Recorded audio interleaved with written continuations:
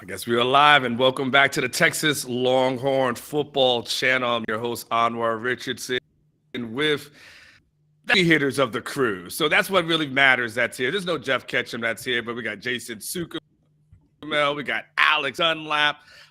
So we got 3/4 of what really matters from a context standpoint. So make sure you guys hit like and subscribe. And before we get too deep into it, Alex, I got to lean on you. Talk about My Perfect Franchise. That is a sponsor of the show. That's your guy, Alex. I'm just telling you. Yeah, I just throw it on the tee for you, Alex. Tell us about your man. Yeah, my guy Andy Ludecki. He's been sponsoring my column for the last couple of years, and I've just seen him as he's done this. He told me once he got to 5 franchisees or franchisors, whatever it is, these people who basically what you do is you go to Andy and he helps connect you with the franchise that's right for you. If you're interested in being a franchise owner, whether you're somebody who's just looking for a passive income that's been working in corporate America, whether you're looking for something to do full time and try something new, Andy has the connections with all the different franchises to where he can get you set up, make the process very streamlined, very easy. And obviously people on Orange Bloods have been taking notice because, I think it was after the first 5 he set up. He brought me out to his beautiful home in Alabama where we went for a fishing trip. He says we're only one away now from going on a second fishing trip, this time for snook. It was speckled trout last time. So yeah, man, one of you guys sign up to go get a franchise to get me a fishing trip for this second goal that we have met. But yeah, man, like you've seen the difference that he's made in other people's lives. You've seen the difference he's made in his life. He's a super rich dude from the franchises that he started on his own. So he's on Orange Bloods. So myperfectfranchise.net. Alex, why don't you just sign up for a franchise and kill 2 birds with one stone, dude? You get a franchise and a fishing trip out of it. I don't think I have enough money. I think that there's you got to make a little bit more cash than the tax bracket I'm in, I think. All right. There's got to be at least a cell phone store that he can help you start, Alex, at least with that kind of money, right? Or a kiosk of some sorts, right? Do what franchise makes him the most money is this thing called Big Red Trash Can. And all he does is just these big trash cans that he puts out at people whenever you have to it's like one of these things that you put out in front of somebody's house, in front of a commercial business, and they just use it and they fill it up with a bunch of junk, and you come back and pick it back up. It's like who knew you can make all this money with a trash can company? It's crazy. Wow, well, good, man. That's again, we'll pull our money together. We'll start lemonade stand, Anwar. We'll start Orange lemonade Fans. Ask him and if he can help us with orangefans.com. Will be our first subscriber. And we will take it from there. Obviously, today is a big day. Jason, I know my internet's probably pretty crappy. I'm replacing Catch today with a crappy internet connection, it looks like. So be patient with me. But, Jason, I was joking on my show last night. I was like, Jason will be out stalking young boys on Thursday on campus. But this ends up being a kind of a big day, obviously, for Texas. Jason, can you kind of set it up with what's going on with the pool party, barbecue, chicken wing eating contests, whatever craziness that's going on? For those who are not in the know, what can you talk about the events that's going on starting on today, Thursday? Yeah, stalking young boys, you're right on. Where the older I get, the creepier that sounds.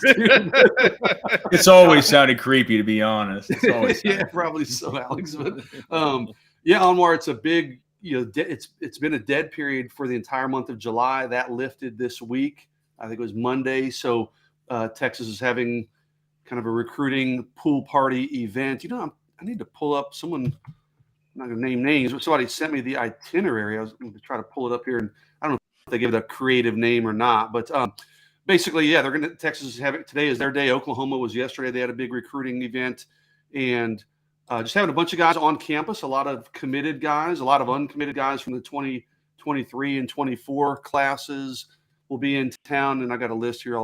It's pool party. They're just calling it, nothing crazy or fancy, but starts early this afternoon and it wraps up tonight about 6 o'clock. So what they'll do, you kind of mentioned it, the guys will come in, they check in, they kind of show them the facilities and the, wine them and dine them, if you will, around the Hall of Fame area of the stadium and stuff.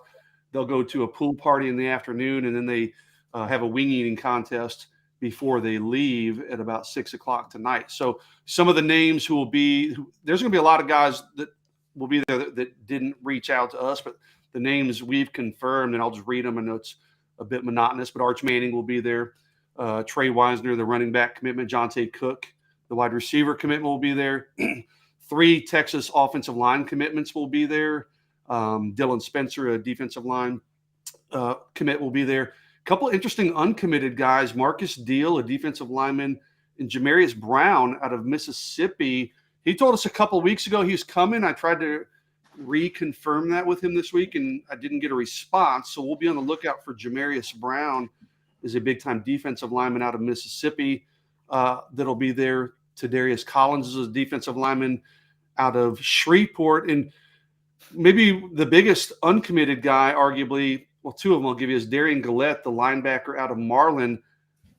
He's coming in. He's down. It's kind of Texas and Texas A&M. He was supposed to maybe visit A&M. They're having their own pool party on Saturday. I'm hearing that's probably not going to happen. But he is coming to Texas today. I guess if you're on commitment watch, Almore, if fans who are watching this, if there's one guy to watch for maybe a potential commitment, it would be Darian Gillette. I would say he'd probably be at top of the list. Jordan Matthews is a really talented defensive back out of Louisiana that has Texas really high on his list. I would say Texas is the favorite there, looking at Texas and Alabama. Not really looking at LSU. Interestingly, his dad played at LSU, but not really looking at LSU. So, and then those are all 2023 names I mentioned. There are some, I could keep listing names, but there are a lot of 2024s and even 2025. So Cole Patterson and I from the Recruitcast, on the Recruitcast, feel free to go check that out. He and I will be down on campus. Basically, as soon as we're done with this Modcast, I'll be heading down to campus to, as Anwar said, stalk some young boys and get pictures, and hopefully some interviews with those guys as they leave campus.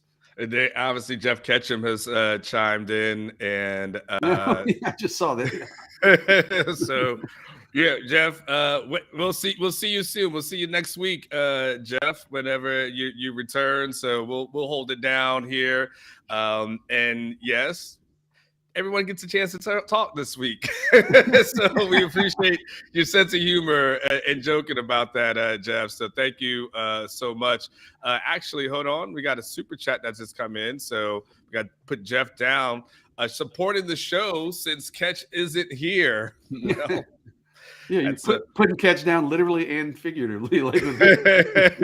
So, hey, Ketch, you brought in $5 from wherever your bunker you're hiding in at this moment. So thank you so much.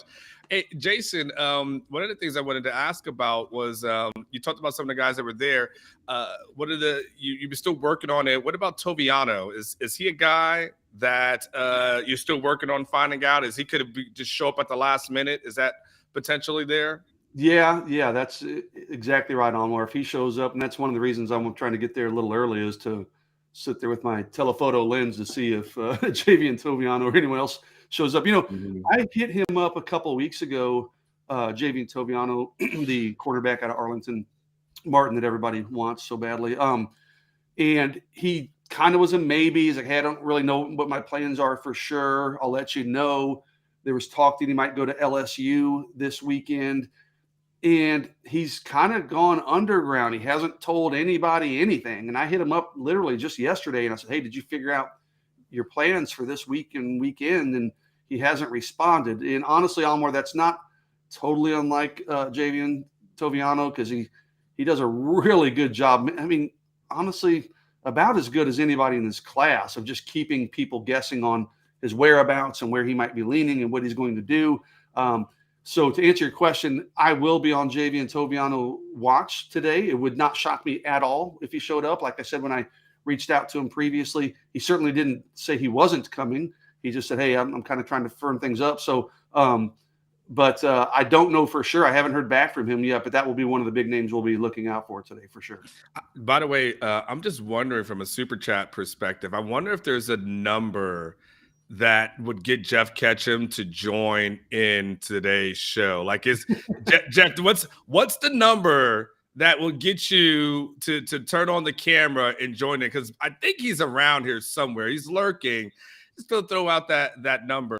Hey, the other thing that's interesting to me, Jason, from your list that you put out there, there's a lot of people who are committed to Texas that are going to be that's showing up. I think out from the 2023 class. I think there was one guy from the 2024 class, if I'm correct. That was a couple from the 2024 class. So tell me, just kind of give the layman's kind of an understanding of this thing. You've got a lot of people who are committed. Do you want those big names there to essentially sway some of the uncommitted guys that are there? Is this just kind of a nice event to have and say, okay, we've checked the box from a recruiting perspective? Like, give me the understanding of what the impact of this weekend is supposed to be. Yeah, that's a really good question, Omar. I hadn't really thought about it like that, but it's kind of both, to be honest with you. And it's funny, they had a pool party about a month ago, not too much, not maybe a little more than a month ago, so not too long ago. That one was more, okay, we're going to bring in a bunch of underclassmen, and I forget how many offers they handed out. They offered like 20 guys that day or something. So that one was more about getting underclassmen on campus. You're just kind of, Catch, as he pops into the chat again, Catch always has a rule like, hey, like whatever, I think it's if you get him to visit like 6 times or whatever the number is, that's the secret number, the magic number to get a player to commit to your school. So the first one, the pool party a month ago, was kind of, hey, let's just get these guys on campus, get them in, get our face in front of them, have a good time. It's very low key, easy breezy. We're going to hand out a bunch of scholarship offers just to kind of get our foot in the door, get this process rolling. This one seems like it's a little bit more geared towards committed guys. Now you are going to have, I mentioned some of the uncommitted players you're going to have in, but yeah, anytime you have uncommitted guys coming in, like Darian Gillette, like Jordan Matthews, like Jamarius Brown, like Marcus Deal, anytime you have those guys coming in and they're around guys like Arch Manning and Jonte Cook, who's an ultra aggressive recruiter for Texas, a guy like Jaden Chapman, Connor Stroh's a big active recruiter, the offensive lineman. And you're also going to have the 2 out-of-state commitments, or two other out-of-state commitments. Peyton Kirkland, the new offensive lineman, he's never even been to Texas. He came in for this week, so he'll be there today. Sadir Mitchell, the defensive lineman commitment out of New Jersey, he'll be there. So, it's kind of a little bit of everything for this one, Omar. I mean, yeah, they'd love to push for a commitment from a guy like Darian Gillette, but it's also just an opportunity to kind of get the class together, let those guys bond a little bit. And if Arch can throw some weight around and maybe do a little recruiting, that's never a bad thing. Guys like Arch and Jonte, for sure. And then, last thing on that one, and Alex, I sent you something on Slack. I want you to just kind of look over it real quick. There's also 24 guys that are there. Of the 24 guys, if you're off the top of the head, how many of those guys have offers? And are these guys, Jason, that they're basically okay? Are they prioritized, or that these could be guys that get future offers? I'm just kind of curious from the 2024 perspective, how many do have offers, and is it safe to say that it's a matter of time before some of these guys do get offers from Texas? I would expect some offers will go out today if it's anything like the last pool party, Omar. I mean, that one, seriously, they were handing out offers like candy. It's almost kind of taking the Alabama approach, like it's almost like a placeholder, offer. I don't know how committable some of those offers are right now, but of the guys that I have on my list, I mainly reached out to players they had already offered. So just about all of them have offers at this point. There's a quarterback from Mississippi that's coming in who doesn't have an offer yet. His brother's a 2025 stud defensive lineman. So, maybe those 2 guys get offers. But yeah, just about all the guys that I had confirmed for this week, there's a couple of them that are committed, or they already hold offers from Texas. Now, you're going to have a lot of guys that come in without offers probably.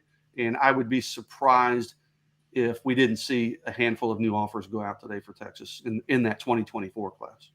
Alex, I sent you the list of the guys who are confirmed there. Of that list of the guys who are going to be here, I guess starting on today, which guys have you evaluated that has the Alex Dunlap seal of approval? You find guys, you watch a lot of tape, and every once in a while you're like, that's that guy, that's that dude. Who on the list? And it's outside of Arch, right? So let's go past the obvious. Who else on there really kind of moves the needle for you? The guys committed or guys who are still targets? Either. A lot of these guys that Texas has committed are that dude. I mean, the guy that sticks out to me is the dude, though, for sure, is Jonte Cook. I mean, I feel like he's one of the better wide receiver prospects I've evaluated in the last few years. It's like I think about the last couple of years, and it's him. Who else? Jason, it's Evan Stewart. Who else? Those on their plane. Big ones. I mean, Evan was the big one last year. I mean, Brendan Thompson too. But yeah, I mean, John, in terms of guys that people are talking about, I mean, Jonte is the guy this year, and Evan Stewart was the guy last year. Yeah. Yeah. So I mean, he's on that same plane. Brendan Thompson, I think about as a little bit differently because he's such a dynamic guy. What he brings, though, it feels like it's a little bit more of a not to say one-dimensional. I don't want to say that about Brendan Thompson, but it's just so very clear that what Brendan Thompson brings to the fold is he just brings elite speed and elite ability to stretch a defense, elite ability to take the top off, right? Whereas Jonte Cook, as Jason talked about, maybe his length is a little bit underrated. Wiry guy, can really run the routes, excellent ball skills, physical enough to where he can separate not only with his good route running, but also with just his actual, his length and his body control. Really good body control, sees the football in, frames the football well. Just really natural, just really good. You just watch him and you say this is good. It's just kind of like watching Evan last year. So I say Jonte Cook for sure. As far as guys who are uncommitted, I always go back to Darian Gillette just because of what a need that is for Texas. Anwar, you and I will be doing kind of a preview of fall camp for the War Room tonight, where we kind of go through and talk about spring game usage with these players, where they're likely to be lining up this year, and we'll each give our quick couple of sentences of take, on the position group. And when you look at the edge rushers, things have gotten real thin now behind Ovi Ogwofu. In the spring game, we actually only saw Prince Dorba and Derek Harris Jr. as dudes who were taking snaps behind Ovi over there on that edge. Of course, on the other defensive end, where it looks like Barron Sorrell, I'd imagine he's still set to start after starting all of spring camp. At least over there, you had Justice Finkley, who was contributing a little bit. And then I guess at the time you had David Abiara, although he's moved on. There are some new reinforcements coming in there at the defensive end, the strong side defensive end spot for this season. But man, over there at that edge, dude, it's tough. Even with guys coming in this year, it's going to take a real projection on players like, Jamon Tapp, on players like Derek Brown. Can he move to edge? Like, is he an inside linebacker? Do you have thoughts on that, Jason? Do you have thoughts on Derek Brown? Is he going to play edge or is he going to play linebacker? Kind of depends what his body does, to be honest with you. But I mean, he was recruited as a guy to play edge.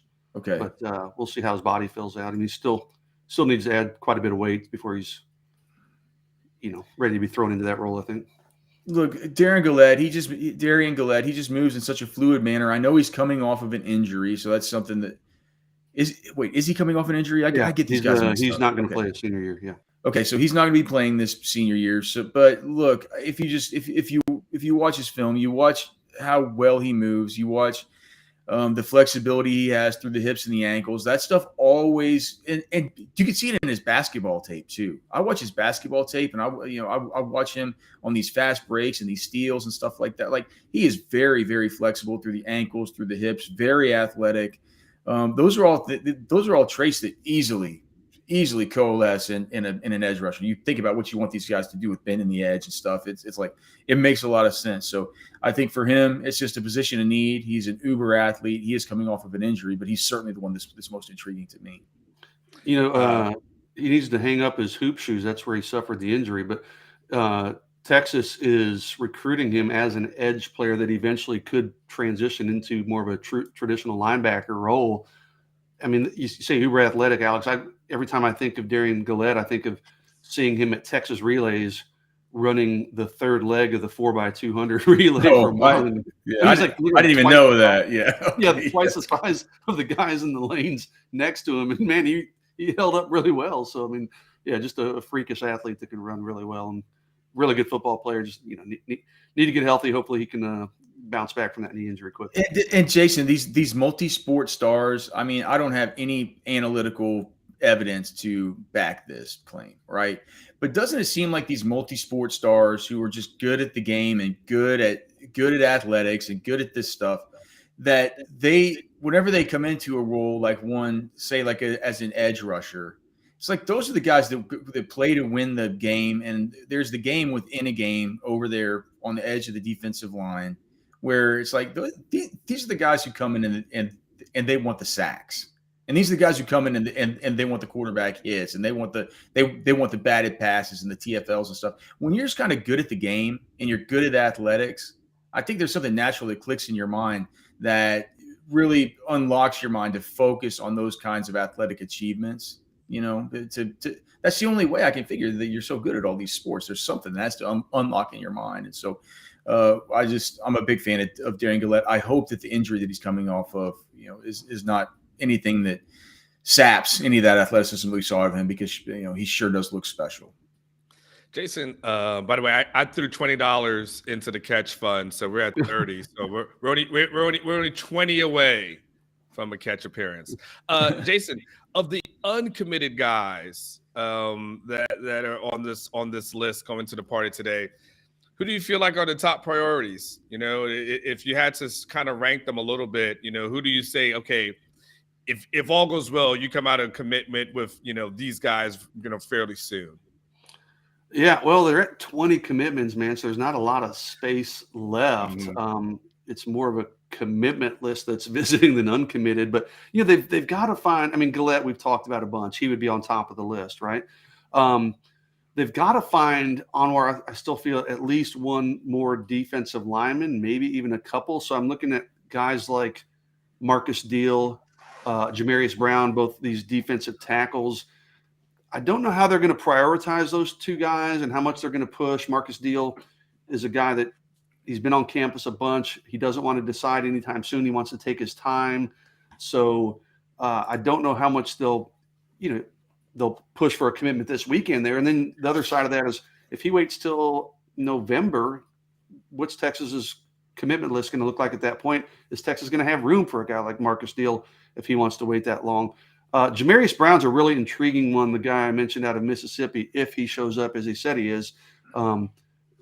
Big time player. Again, they still need defensive linemen. So those are two. And then Jordan Matthews, I mentioned him earlier.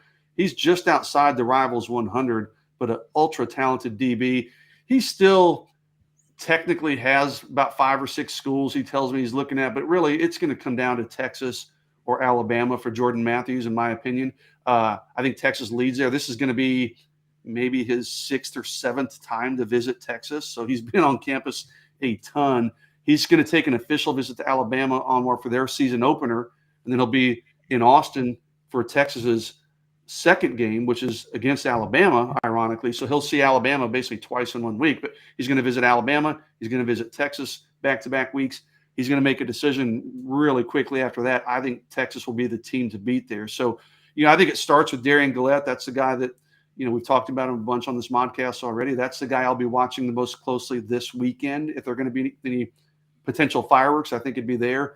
But, keep an eye on Jordan Matthews and one of these defensive linemen too. And then you mentioned earlier, if Toviano shows up, obviously that's a big development if he does in fact make it in. Mike Torres has a question there. Jason, where does Texas stand on Braylan Shelby? Yeah, nothing really new to report with Braylan. I mean, he wants to decide pretty soon here. So I keep waiting for some major shift or some movement there, but it's really going to be, it's Texas and USC there. And in talking to Braylan, man, I mean, a lot of guys say, oh, I'm pretty much 50-50 and I'm genuinely torn. And you're like, I know you're not, you're really not. You kind of know where you're going. But with Braylan Shelby, it really is close to 50-50. Like the way he put it to me, he goes, man, they're both like perfect options for him because he likes both cities. He wants to study business. Both schools are really strong in their business departments. So Jason, how much of it is affected by whether his brother makes the Chargers? I don't think anything. I've never even heard him talk about that. So, okay, well, I mean, you don't think him wanting to go to LA might have something to do with his brother being undrafted free agent to the Chargers? I didn't even know who he was, Alex. I've never even heard it come up. So, no, I mean, honestly, I just think Braylan's a pretty intelligent. I mean, listen, he wants to study business at a school like UT, so obviously he's a really intelligent guy. So, I think he's looking at. He's not getting caught up in kind of some things that recruits get caught up in, just momentum of recruiting or, the way they wine you and dine you on the official visits. I mean, he's taking a 30, 40-year approach to this thing. Like, where is my business degree going to help me the most? And which staff is going to be able to develop me potentially for the NFL? So I don't have a great feel. I've always thought, I forget who asked the question, but I've always said, hey, I think it will be Texas, just because as guys get closer to their decisions, usually staying close to home starts to be more and more of a factor. But I don't know, man. Braylan's a pretty independent thinker, and he really likes USC a lot. So that one truly is about 50-50. But he's supposed to announce. He's told me he's going to announce probably this summer. So, I mean, we're almost flipping the calendar to August. So I'm expecting the decision to come down pretty soon from Braylan Shelby. Alex, I'll let you take this question that's on the screen. It's a super chat by Kyle. Do we see a philosophical change from PK and see more down linemen so we don't give up 4,000 yards every game? Well, I think, I mean, you started to see that in the spring. I wasn't prepared for the question, so I'd have to go look back through the spring game data to tell you exactly how much was employed in the spring. But in spring football, you saw a ton of the time where they would take the nickel off the field and add an extra down defensive lineman. And that was something that didn't happen a lot previously last year, So generally I would say that, I mean, if it's a look that we didn't see last year or substitution that we didn't see last year that they were implementing in spring, it's probably something that they're going to be using a little bit more this next year. So whether or not it's going to help, I don't know. And whether or not we can attribute that improvement to PK or whether we attribute it to Gary Patterson is the thing I've talked about here on the show. It's going to be interesting to see how fans react to either a continued bad and embarrassing and humiliating defense like they had last year, or how they react to improvement from that humiliating, truly just an absolute abortion of a defensive season last year. Like if whenever this happens, are fans going to say, all right, PK, way to go, way to turn it around? Or fans going to say, hey, thank God for Gary Patterson coming in here and telling PK what to do? I'll just be interested to see how that whole dynamic goes on.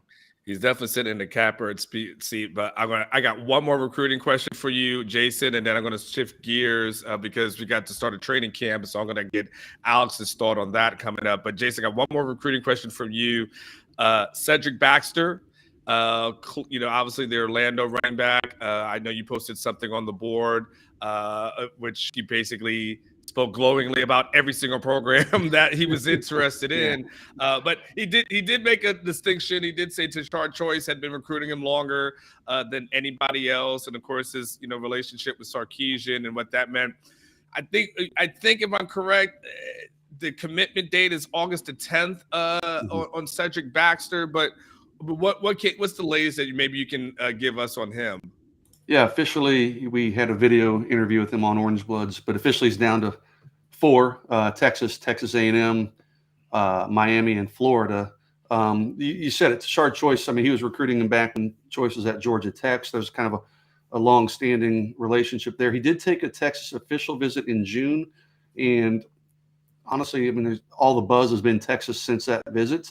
If you talk to other recruits, they'll tell you, hey, this one's in the bag for Texas. They're not being very secretive about it. So all signs point to Texas on August 10th, Anwar. And listen, that's almost 2 weeks away. So, I mean, things can always change. Things can get hairy at the end of recruitments, especially if a guy looking to go out of state. I mean, maybe Miami or Florida makes a late surge there. But as it stands right now, I'd be shocked if he committed anywhere but Texas. And, that would be Texas' second running back commitment in this class, and then Choice and staff would close up shop at the running back recruiting for the 2023 group if he does pick Texas. All right, Alex, let me start with you on this one. Obviously, we got training camp that begins next week. We'll see what the media access looks like, Alex, so we won't get you on full tilt yet. But we know that, these players are going to report on Tuesday. There'll be a practice of some sorts on Wednesday. Don't know what kind of access we'll have for there or anything to that effect. But, Alex, just from a position battle thought process, what battles are you eyeing the most of what's left from position battles, by the way, in training camp? Man, do you know what people don't know about the Modcast is there are no damn show sheets for this thing. It's like every single question we get asked on this show is a question that's completely out of the blue and completely new to us that we have to think about at the very minute that it's asked. Okay, so. Look, they're a bunch. Let's just start on offense. I mean, there's going to be how many ways can you go about the quarterback deal? I mean, it was said at Big 12 media days that we can expect this to happen sooner than last year. So who knows what that means, but it's clearly still a position battle to watch. I don't think there's anything important to watch at running back. I don't think there's anything important to watch at wide receiver outside of what's going to happen with some of the backups. At tight end, that's going to be interesting. I'm not sure how much of a position battle it is. It's just maybe understanding how the usage will be split up between Jatavion Sanders, Gunnar Helm, and Jaleel Billingsley. It feels like, Juan Davis, guys like Braden Liebrock returning. I think the real position battle will be between those two in order to find their way up into the pecking order as far as what, JT, Gunnar Helm, and Jaleel Billingsley were able to establish during the springtime. On the offensive line, now that's where the big position battles are. It's like, what happens at left tackle? Are they going to keep Hayden Connor over there after he was actually pretty good filling in for Andre Carrick during the spring? Does Andre Carrick come take immediately back over that role? Do we see a Kelvin Banks or a DJ Campbell over there? I think that the left guard is pretty well tied up with juniors. Feels like at center, Jake Majors will at least get the immediate start over there. Right guard becomes really interesting because if Hayden Connor is over there at the left tackle, something like that, I feel like that thing's going to be pretty wide open. If not, it looks like we'll probably have Hayden Connor, maybe getting pushed by a Devon Campbell, maybe getting pushed by a Neto Umeazulo. And then over at the right tackle, I think that probably stays Christian Jones to start the season. Now, how it develops, if maybe he can get pushed by a Cam Williams, maybe if the left tackle situation doesn't involve Kelvin Banks, how it could involve Kelvin Banks over there on the defensive line. I'm not sure, I think that it's pretty well set based on what we saw in the spring. At the jack end, you're looking at something where it looks like Barron Sorrell is probably going to start. I feel like Justice Finkley will get some run there too as well. I think that at defensive tackle, the most interesting thing is behind Alfred Collins, will it be Tavondre Sweat primarily or will it be Moro Ajomo? To me, it feels like Tavondre Sweat has kind of morphed into a primary backup at defensive tackle and a relatively, substantial backup at nose tackle behind Keandre Coburn, even though, Byron Murphy's the best interior defensive player that Texas has at this point. He still is backing up Keandre Coburn. It feels like Tavondre Sweat's biting into a little bit of that too as well. So I'll be interested to see how that shakes out. And then, of course, just at edge, that's probably the biggest one there is. We're going to have Obi Ogwofu starting over there at the edge exclusively this year. But as we talked about earlier, behind him in the spring game was only guys like Prince Dorba and DJ Harris. The only reinforcements coming in are going to be Derek Brown, Jamon Tapp. Are they going to move somebody else to the edge rush position? And then like Jamon Tapp and Derek Brown, those guys could be super sneaky keys to – those guys could come in and be an automatic two-deep contributor. It's not that hard to be able to jump over what Prince Dorba and DJ Harris Jr. have done thus far during their time at Texas. Probably on defense, the most important position battle, I would say, is going to be at the inside linebacker because Diamante Tucker-Dorsey arrives as a transfer, and we'll just have to see what that means with Jalen Ford because it feels like DeMarvion Overshown is sure to keep his job at the will. Diamante Tucker-Dorsey did play will during his time at JMU. He was a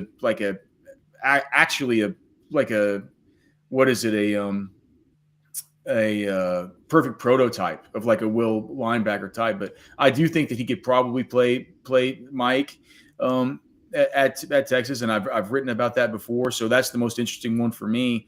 And then corner feels pretty easily wrapped up. That feels like Deshaun Jameson and Ryan Watts as the starters. At safety, it's pretty interesting to see what is going to be happening with, will it be Jaron Thompson like it was in the spring game, or will one of these guys like, J.D. Coffey, who'll be returning from injury, could he maybe step up beside Anthony Cook? Maurice Blackwell had a really good spring. Keaton Crawford. How does all that stuff shake out? It will be interesting for me to see at safety. It feels like Anthony Cook is the one with a really good sort of hold on it, because honestly, Jaron Thompson might be needed if anything happens to Jahdae Barron over at the nickel, because the only guy that played nickel in the spring game besides Jahdae Barron was Michael Taft, who's a walk-on. It's clearly a very gifted and talented walk-on, but still a walk-on to say the least. And other than that, Jason, I'd be interested to hear from you. I think that maybe Travell Johnson, who's actually listed as like a 168-pound linebacker on the roster to start, I think he might get moved to nickel. There was talk about that whenever he was a recruit. He's one of the best coverage linebackers that was in the class last year. So I'd be interested to hear that. But, Jaron Thompson could mix in there at nickel. Just what's going on at nickel behind Jahdae Barron is just the final thing that I'm actually looking at. Alex, hold on one second. When the super chat comes in, we stop and address whatever the super chat is here. So Money Out the Anus. Hey guys, do we think we'll get more coverage sacks or pressure sacks? Seems like our secondary looks better as of right now than up front. Just curious. Alex, what are your thoughts on getting more coverage sacks or pressure sacks? Which one do you think could happen most? They need both. Like, what is it? So, I mean, what's the question? Hey guys, do we think we will get more? All right, I've been sitting here talking for the 5 minutes. I can get to read this question the same way you guys. So, hey guys, do we think we will get more coverage sacks or pressure sacks? Seems like our secondary looks better as of yes. Yes, they have to. If they don't, people are getting fired. Heads are going to roll. It's like you can't have a season like. It's not a yes. It's an either or question. It's either or. It's either or, Alex. More pressure or more coverage sacks? Well, it's the same thing. No, it is. 6 of one, half dozen of the other. It's a coverage sack is because they're covering and it lets the defensive lineman get to the quarterback. Or you just have a pressure sack where you just beat your man up front, and in a second you're on top of the quarterback. Or you get the pressure and it makes it look like good coverage. It's like it's the same. These things work together. It's like it's like $20 for this question, man. The neck bone's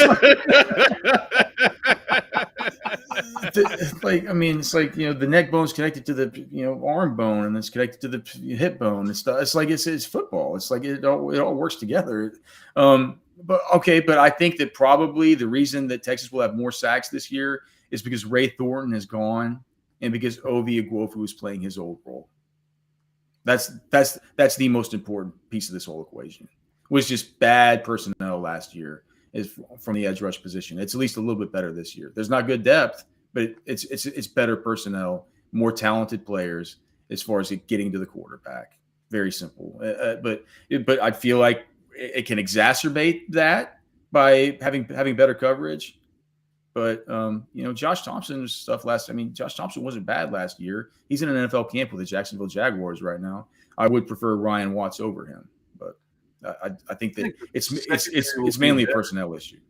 Yeah, I think the secondary will be better, which will allow for maybe some coverage sacks, but it's ultimately going to come from pressure. And if you got Gary Patterson's fingerprints all over the defense like we think it will, I mean, he and PK together, and then they're both pretty creative guys. Yes, I know Texas struggled last year, but they're both pretty creative in finding new ways usually to get to the quarterback. So you got to figure they're going to have better pressure this year than they had last year. You mentioned those guys have a little more seasoning under their belt at this point. So, I think they'll be better up front. So my answer to the question would be, I think they certainly get more pressure sacks than they do coverage sacks. But like Alex said, those two kind of are intertwined sometimes, but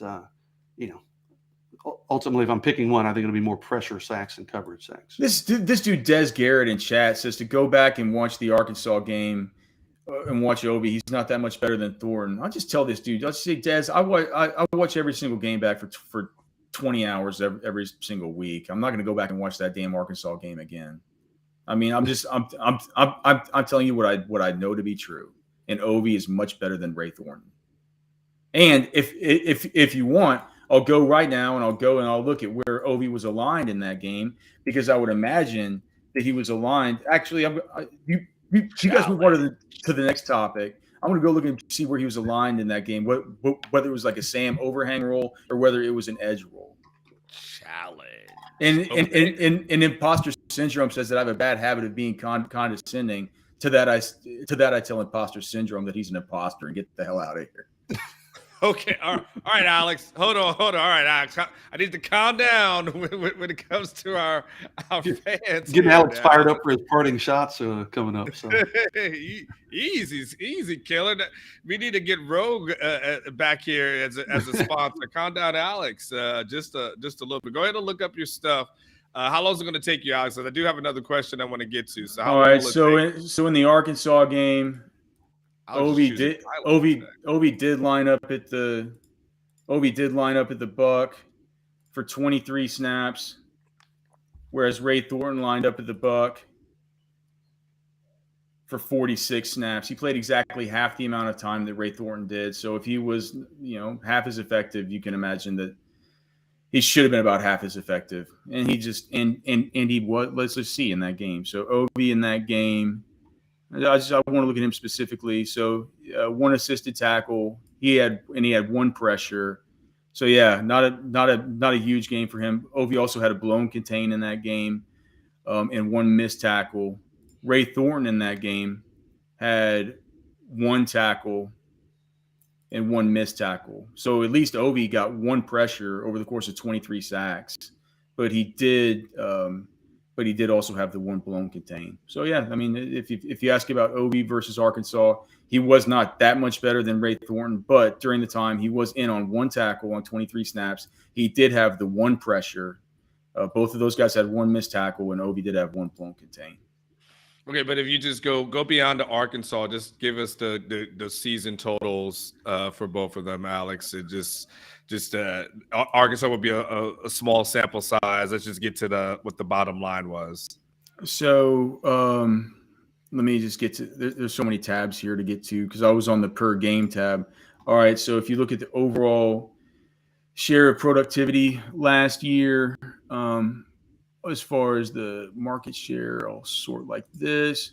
So Ovi Agwofu was the the fifth most productive player on the whole entire team. You look at the number of pressures that Ovi had, 9 pressures versus Ray Thornton, who over the course of the season had 4 pressures, despite the fact that Ovi played less snaps than him. You had Ovi with more sacks than Ray Thornton. You had Ovi with 4 quarterback hits when Ray Thornton had 0 quarterback hits. You had Ovi with more, many, 41. You had him with double the number of tackles. You have him with 1 batted pass whenever Ovi didn't have any. I'm sorry, Ovi with 1 batted pass, Ray Thornton with none. Ovi with 1 caused fumble, Ray Thornton with none. Ovi with 3 run stuffs, Ray Thornton with none. Ovi with 1 pass breakup, Ray Thornton with none. And then missed tackles over the course of the season. Ovi missed 2 tackles, whereas Ray Thornton missed 11 tackles. There's no comparison in the profiles of these two players. There's no comparison. And whoever says who cares that they were both terrible, Ovi wasn't terrible last year. He was the 5th best player on the defense. It was a 5th best player on a terrible defense, but I mean, it is what it is. Like there's a distinct difference between these two players.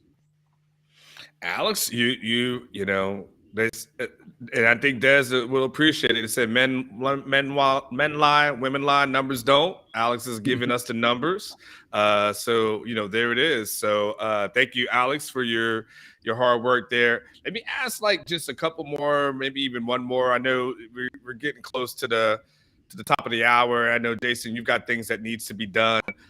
So you've got a busy day ahead of you. So I don't want to keep you too much longer. Jason, I ask you this. Do you see any scenario where we're talking about the season opener, Hudson Card ends up being the guy?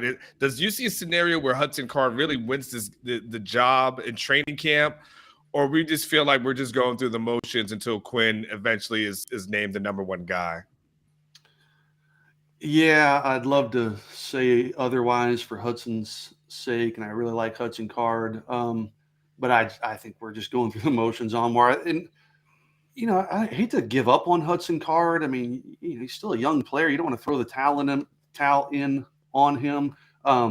You hear people inside the program, before last season raving about him and how great he's going to be, and then it didn't carry over into the games. But they're pretty even, I think, right now, right? And Sark himself said at Big 12 Media Days that he thinks he'll have a decision earlier than he did at last year's fall camp when he was deciding between Casey Thompson and Hudson Card. I just think if you pick Hudson Card over Quinn Ewers, Hudson has to be so much better than Quinn Ewers, because you know what you've got with Hudson Card. You saw what you got from him last year, and by picking him, you're thinking there's a chance you might get the same thing again this year. So if they're even close to even, which they are now, the pick to me has to be Quinn Ewers. And it seems to me like they're pretty close to being even right now. I think you could make a case maybe even that Quinn Ewers is ahead. So, I think it's just a foregone conclusion, and that's probably not fair to Hudson Card, and I hate saying that. But if I'm being brutally honest, I do think it's Quinn Ewers' job, and I think it's inevitable before he's eventually named the starting quarterback. Alex, do you feel the same way going into training camp? Do you feel that it's just a foregone conclusion at some point Quinn gets named, at some point in camp? I don't know what to expect. I feel like that's where all the smart money is. But I mean, there's been quarterback stuff that's happened here at Texas over the last 4 to 5 years, 6 years that I haven't understood. Things have come in. They've come into camp with certain ideas, and they've ended camp with other ideas at times. You know what I mean? Like you never really. I haven't seen enough out of Quinn Ewers to where I know it's just like this kid's just like locked in. I mean, I know he's making all the NIL money and stuff. I know he's the number one recruit in the nation and stuff, but like Hudson Card was one of the highest recruits in the nation. But these guys can change from year to year. I think the smart money's on Ewers. Of course, if I was putting money on it, I bet it on Ewers. I think it's probably a good bet. But I've gotten to the point where it's like making really, really firm predictions about what's going to happen to the quarterback position during these kinds of battles. It's sometimes can feel like it can be a fool's errand, and it can make you look silly if you just take too big a stance saying you guarantee one thing's going to happen. Fair enough. And by the way, we'll go ahead and start to get important shots because of things that need to go on. I will say this: what makes this show really good. I was just thinking and reflecting on Alex and Des talking to each other. Very few times that you can find a Longhorn show where you can actually ask someone a question and get a really detailed, intelligent, statistically backed answer. So I hope you guys enjoyed that, because you don't get that from everyone else. So, and then Des, I appreciate the respectful back and forth that you guys have had. I could sense that respect mutual there. But kudos to you, Alex. That was really impressive. I just got to say, very few times a lot of people can argue opinions. It's hard to argue facts, and you brought a lot of good facts. And maybe this time next year, we'll be talking about facts off of a good defense, as opposed to arguing, the tallest.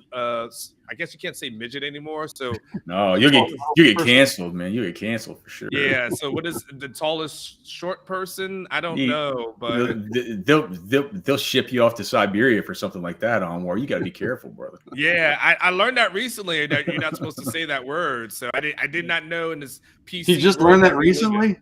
How did you not? Just learn that? I never referred to little people that much, so and now I'm scared of the conversation, because if I'm going to get canceled, I don't want to say it. it scared me a little bit, but it's a little different. So, but nothing wrong with little people. So my best friends are little. We love them. There's anything wrong with that.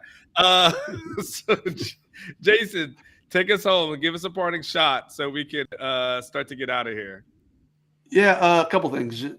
Just stay tuned to Orange Bloods. If you're not subscribed to Orange Bloods, today would be a good day to go over there and sign up. We'll have a live thread from the pool party, and we'll be covering events all day and into the night tonight. So it should be a busy recruiting day.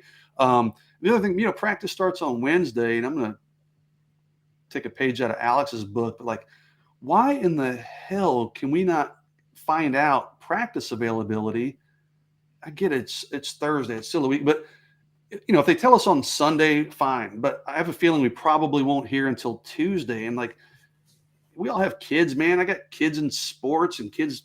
One of my daughters has a job that she doesn't have her license, so I have to drive her to, and another daughter starts band stuff. So, I mean, I don't understand why they make our lives so damn difficult for these planning purposes. I mean, I don't know if that's SARC, if that's the SID or whatever, but like, give us. The pain is the point, Jason. The pain is the point. This is what Bianco does, I guess. But like, give us a few days of heads up, man, so we can like just plan out the logistics of our lives and make sure we can get to practice, but also get our kids to where we need to be or get our jobs at Orange Bloods done. I don't know. It's just, I don't understand why we have to wait till the the last minute. I don't know what that email complaining about Anwar is, but yeah, my parting shot is a busy day recruiting today. So stay tuned to Orange Bloods for that. And then obviously next week we hit the ground running, covering fall camp, and it would sure be nice to know when and where and how much access we're going to get.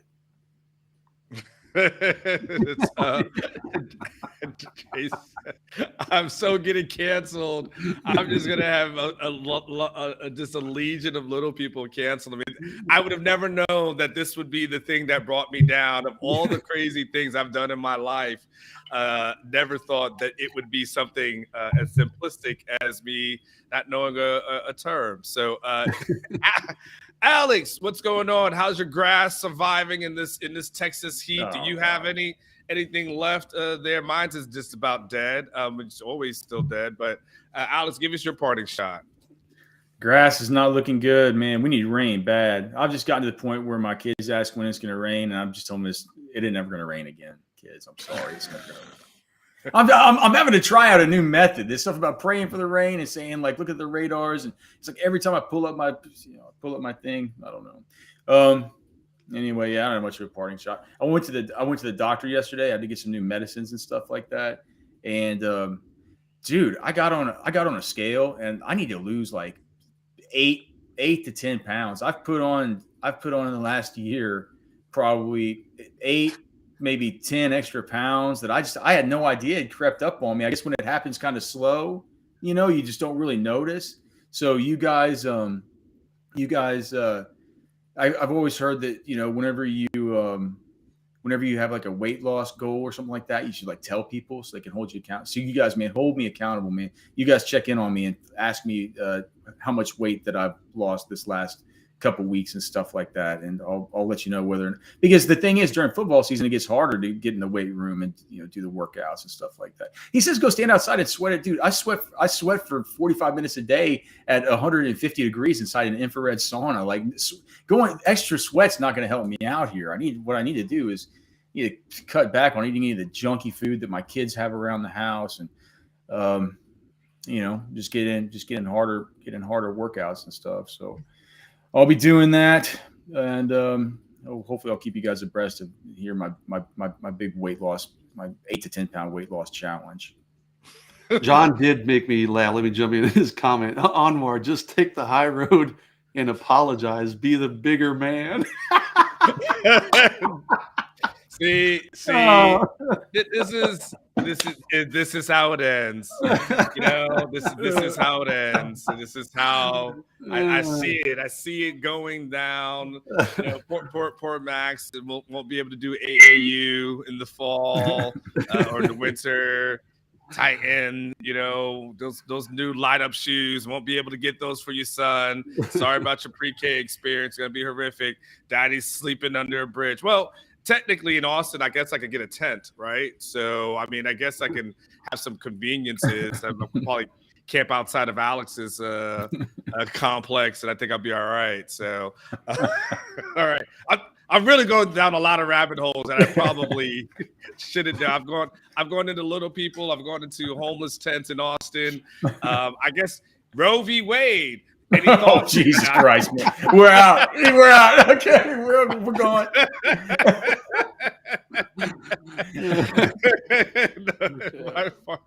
my party shot I enjoyed working here. It was a great experience over the last 7 or 8 years. Now, looking forward to training camp getting started. This week I'm getting a chance to go to Arlington, see one of my favorite comedians, Godfrey, is going to be performing. So getting ready to do that. And the following week, I've got a hookup on some Kevin Hart tickets that is going to be going on. So I'll be doing some back-to-back comedy weeks, kind of my kind of before school gets started, before the season gets started. It's kind of like my last hurrah. I actually was going to the kid rolling around in a blanket over here.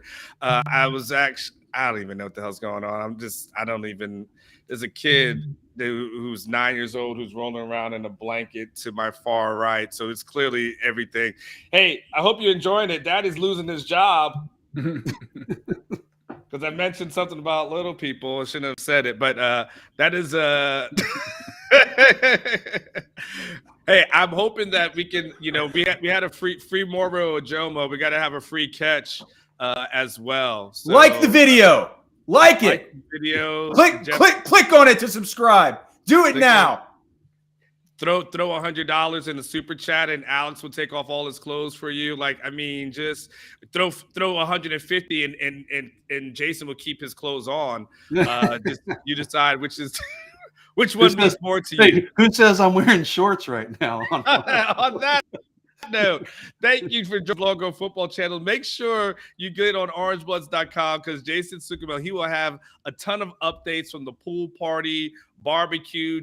He's going to let us know the most important thing is who wins the chicken wing eating contest. That's going to be that's most important for us. Alex and I, we will tag team in the war room and give you a training camp preview. So we'll have that. Catch will be here as we're supposed to get paid tomorrow too. So that's going to be dicey for myself. But thanks to Blake, who's always doing all the cool producing things behind the scenes. This show doesn't operate without him. Blake, who hit big in Vegas recently, playing, I believe, the penny slots or something with a bunch of old women.